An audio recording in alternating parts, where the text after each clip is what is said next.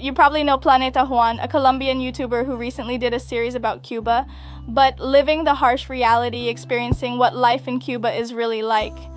He traveled all around the island. I was no longer in the country, but now I had the chance here in Spain to meet him. He should share his experience and perspective on living in Cuba, given his knowledge of many countries. Hi, hello my people, welcome back to my channel. I'm Anita, a Cuban living in Spain. I recently arrived from Cuba, so naturally we'll continue discussing Cuba here. If you're new, please subscribe and like the video. You're going to like this video because it's super interesting. In this video, I have a special guest, Planeta Juan, whom I will be interviewing as mentioned in the title. If you don't know who he is, I'm sure you actually do. Many of you probably know him. He has been creating a video series about Cuba, focusing not only on the tourist perspective, but also delving deeper into the country. They sell you a version of Cuba that is not real. He visited the real Cuba and saw the harsh reality. And, well, we met here in Madrid. We're here, I think this is the palace that's back here. It's the background you'll see in the video. And I'm going to be doing kind of an interview with him so he can tell me about his experience in Cuba, what he thinks about the current and real situation in Cuba. Stay tuned for this super interesting video interview, which is about to start. Well, here is today's special guest. Good morning, guys. Thank you very much. Thank you for the invitation. It's an honor to be here on this channel. Thank you for accepting it. I'm very honored. Thank you very much for the invitation. Well, let's start with a few questions. I want to ask Juan de Cuba because you were recently in Cuba. Yes, I did a 17-day tour in Cuba, showing the beautiful, the bad, the good, and the ugly. So, well, your country is very beautiful. A lot of things we've come here to talk about, so we're listening to your questions. Before going to Cuba, what was your vision of our country? What did you imagine Cuba was like before visiting? This was actually the second time I went to Cuba. The first time was about 7 years ago, but it was just as a tourist. As a Canadian living in Canada for over a decade, it's always enjoyable for Canadians to visit Cuba for its beaches and sunshine. Yes, a lot of Canadians go to Cuba. Exactly, to escape the winter. Exactly. So I went to escape a winter like a typical Canadian. In Varadero, I got to know Matanzas because it's on the way, and Havana, but I was already doing research by then. After discovering the videos on your channel, I realized many things were happening in Cuba. And precisely at this very moment, 2022 to 2023, it seemed very important to me to go there to document the reality, but to see it with my own eyes. So that was the plan I made, a road to get to know that deep inner Cuba in 17 days. That was my other question.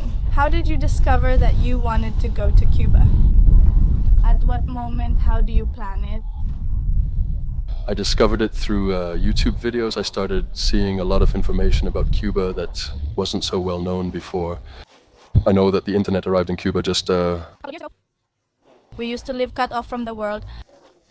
They lived in a capsule over there, trapped in time. And when did the internet come out? A new wave of Cuban YouTubers emerged, showing previously unknown realities of life in Cuba to those outside the country. The topic piqued my interest, and as I delved deeper into research, more information kept emerging. And that's when I said, no, I have to go to Cuba and see this for myself. With my own eyes. When you arrive in Cuba, when you land in the real Cuba, what was the first thing you thought that impressed you the most? Suddenly? How do you land in Havana? I already knew what to expect, as I had been there before. It wasn't such a shocking culture clash. The first thing I went to see were the tenements of Havana. And let's say I had already seen that, so it wasn't really shocking. Suddenly, the story that shocked me the most was the testimony of the Jeanette. It was the one I interviewed in... The C channel posted a very interesting video. That story really... It's the life of many people, of many women, and men too, right? Yes. Yes. I think that story was one of the ones that impacted me the most, and also the story about the middle class. You haven't seen the video of this grandma, as I'll be uploading it in a few hours. To the... recording of this video. But that grandmother's testimony was also tremendous. I'm not going to tell you much though. For those interested, the video series is super interesting and really good. You can watch it. Currently, the way money and the economy work in Cuba is super complicated, even for us who live in Cuba. It's hard to understand. How was it for you? How did you handle this situation? Did they explain it to you? Did they help you? They explained to me about 10 times how to buy a product in Cuba. How? Does the currency work? That requires a master's degree in finance from Harvard. And even if you still don't really know how it works, there are many options. The digital currency, the MLS, the street currency. Here, you can exchange it for this much, and in the stores, you can exchange it for that much. Exchanging items legally on the street without personal gain. Yeah, so you end up exchanging money in some dark alleys behind a building. But it turns out that the best option is also a total mess. I already got it, I think. But for someone who doesn't live in Cuba and just wants to visit, yeah, they might be in for a surprise. Yes, it's very complicated even for us to explain it to other people because we don't understand it ourselves. You've traveled a lot around the world. Have you ever been to a country where the currency situation is as complicated as it is in Cuba? No, never. Never. Is Cuba the most complicated country you've seen in that regard? In that regard, yes. Besides, it's not a good sign for the economy. A country having separate currencies for tourists and locals is a sign that something is amiss or unusual. And the one for the locals is worthless. And what I have, what I earn, it's that the pride of the revolution doesn't want to admit that the country is 100% dollarized. So they come up with those kinds of currencies like the MLC things with other names, but in the end, the country is completely dollarized. How do you see the fact that a professional earns about $25 a month? And buying basic necessities, is it much more expensive? The cost of living is much higher than the average monthly salary, even for professionals like engineers. That's completely unbelievable. That takes even longer to understand than the currency itself because it's obvious that you can't live off of that. A minimum wage, I think it's about $15 in Cuba, and a carton of eggs costs $10, and a good salary might be $50 per month in Cuba, enough for only 5 cartons of eggs monthly. Who in the world can live on 5 cartons of eggs a month? It's impossible. So it's hard to understand, but at the same time it's very obvious that with the salaries over there, you simply can't make a living. A month's salary is enough for a couple of lunches, so is it over in Cuba? It's the hustle, as you call it, the improvising. The invention, living off improvising. Seeing what you can do, seeing how... You survive with the tourists. Did you experience this reality with any Cuban? Every day? Every day. The very first day you arrive in Havana, you realize that everyone is hustling. They're always looking for ways to get by, always figuring things out, and there are many who approach you as a tourist and act like they're really good friends. And like, hey, come here, welcome. You already know that. Well, what is the interest, what is the exchange that they're looking for? But it's not something that bothers me, for example, because I already understand it. I already know that's an economy and you have to survive. Anyway, so it's not a crazy thing. I think the whole country is in that hustle profession, right? Yes, everyone, professionals, workers, farmers, everyone. The life of the average Cuban, just regular people. Do you think it's a dignified life? That's a strong word, because what does it mean to live with dignity? To have the basic things? To be able to dream and have freedom? I think that in Cuba, people are going through a very difficult time. Yes, they are going through a food crisis, which is basically one of the worst crises a country can face. And above all, a crisis of freedom for its people, where they tell you, if you don't like the system here, then just leave. Exactly. Options to leave are scarce. Going through Nicaragua is possible, but a plane ticket costs $4,000, despite being just a 2-hour flight. Yes, because selling those tickets is also a hustle. Selling tickets over there is a hustle.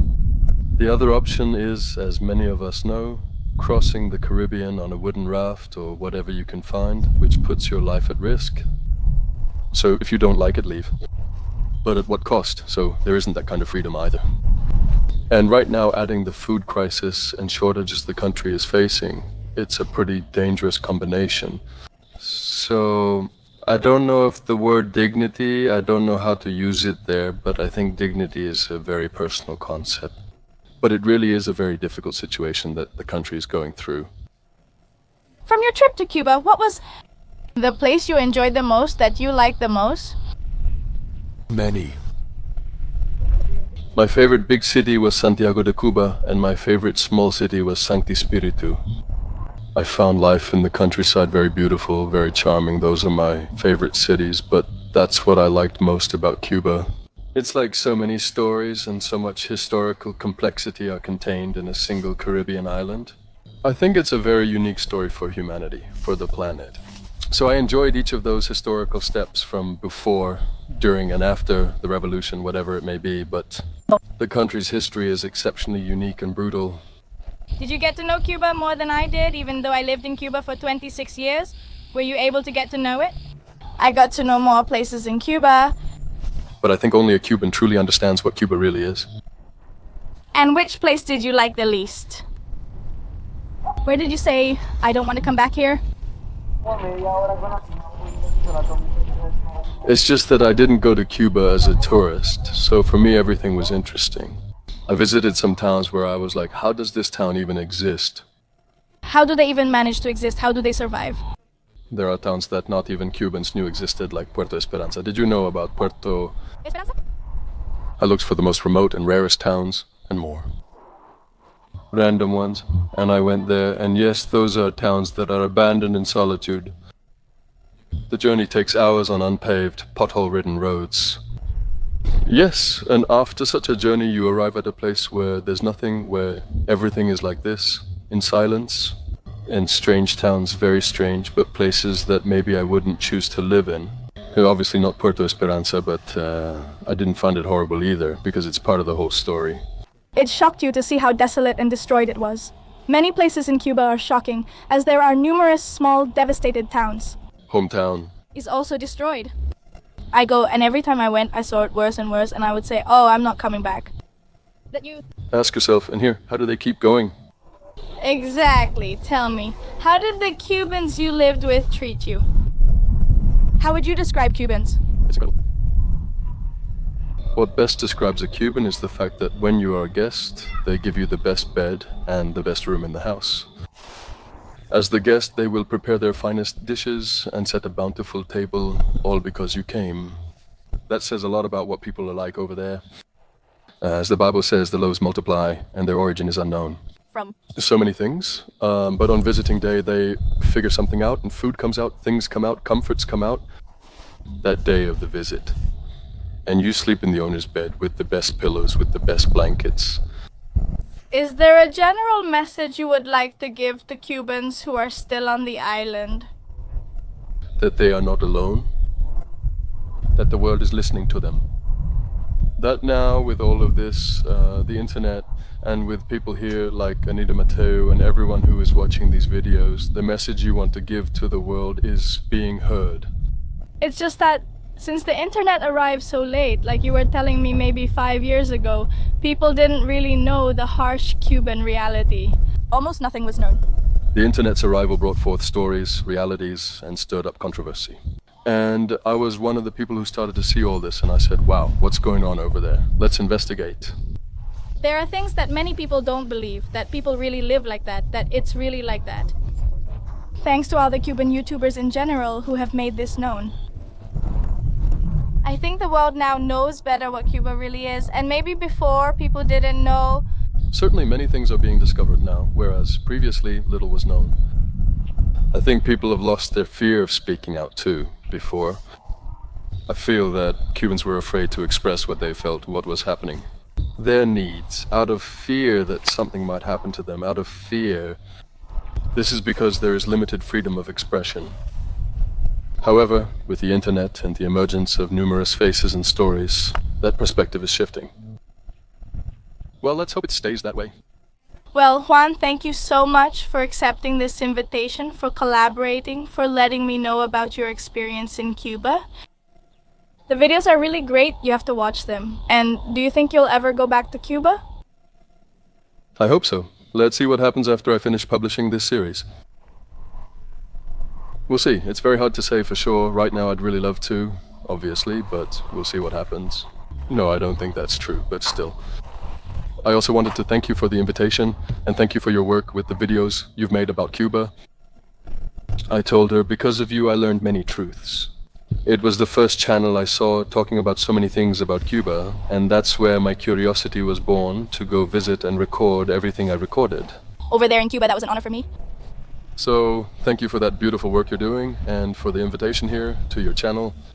Thank you. We're saying goodbye. I send you a kiss and I'll see you next Friday with a new video. Bye.